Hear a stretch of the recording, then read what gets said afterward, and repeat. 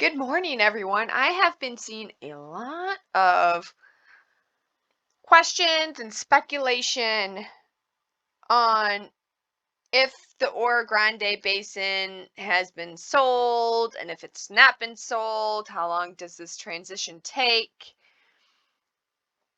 The timeline of the transaction, and people are speculating that it can take years, and the closing time for these transactions, and surely it would have been leaked by now. We would have known. So I'm going to make a video. I had like 3 videos I was currently making on the back burner. 2 of them involved actually Conoco Phillips, Conoco Phillips, and how Conoco Phillips is really setting themselves up to get buy ratings and value increased by these tier 1 analysts that I've discovered. But that's on the back burner for now. I think this is more, I guess, my area of expertise. And I'm here to clear some things up, and I'm going to walk you through it just like my other videos. I'm going to be transparent and walk you through. Okay, so I've been studying this now for a few days. There's the Conoco Phillips transaction announcement market update. I like this because it has dates on it, and it has great numbers on it too. So this came out in September 20th of this year, 2021. And this was their presentation to their big investors as well as tier 1 analysis. The only people that were able to ask questions at this were tier 1. Dates. They was announced in September, but look at these effective dates. July 1st was the effective date where they took control of the asset. It did not close until September, and it wasn't announced until now, Q4.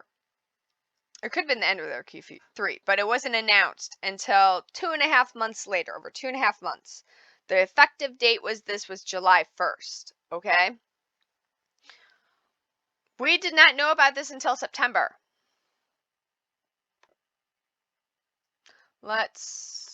Here is August, okay, August 2nd, and they're still saying Devon and Chevron are studying this, the Shell asset. There's Conoco Phillips. So Devon and Chevron were big contenders in this, and they were putting in bids. Conoco Phillips got it. If you go back to the investor presentation, you can see that the blue here represents the Shell acreage. It's not one big block like the Oro Grande is. The Oro Grande is on like this big 134,000 acre block. It's this big contiguous block. This is not contiguous. It's broken up. Some chunks are big, and some are like these checkerboard peppered, and you can see a lot of it's peppered through Conoco Phillips's current acreage in the yellow, and then this peach here is somebody else's property. This was effective July 1st. It was announced in September, and here's the investor presentation meeting, dated September 20th. They had it already, but nobody knew about it, okay? It had not been leaked. In fact, people were still saying, well, they're studying it. We're waiting. We're just going to keep you, remind you of this. So things can happen quickly. When did Shell put this up? Shell put this up maybe April when they put this up for sale. And it was like a thing because at the time, those who had a stake in Torchlight, we were like, oh, look at this, 10 billion. I mean, this had more infrastructure. It's had a significant amount of wells on it that were producing, already drilled rigs that were producing oil. There could be very well a buyer lined up. You would not know about it. Nobody knew about it in this case. People are like, well, here's people who have already put in bids and who have shown interest, public interest in this. It could be one of these companies. You know, they were still saying it could be one of these 3 companies. They're still at it. But nobody knew which one it was until it was announced. Again, the same can apply to the Oro Grande Basin with Torchlight, MMTLP. There could be a buyer, you would not know about it. Meta is good about keeping things hush-hush. I will also cite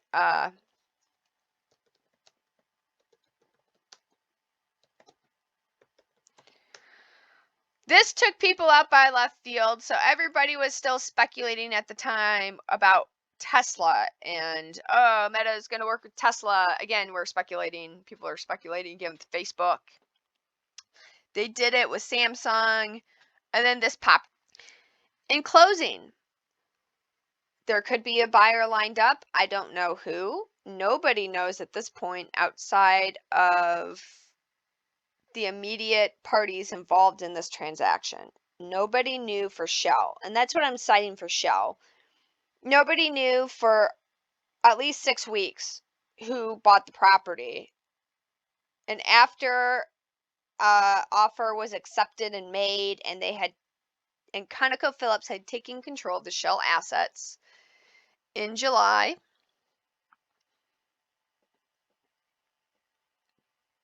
media was still speculating that other companies were looking at this property. It can happen much quicker than what you're led to believe. It depends on purchasing power, buying power at the time of the transaction. Okay, guys, I will catch you later with another video that delves more into this using my formula. As Mr. Market Moves describes the roller pigeons method. And we're going to talk about how much oil this particular property has based on my method and how the numbers line up. Check the proof, mathematical proof, and it works out. Okay, I will catch you later. Goodbye.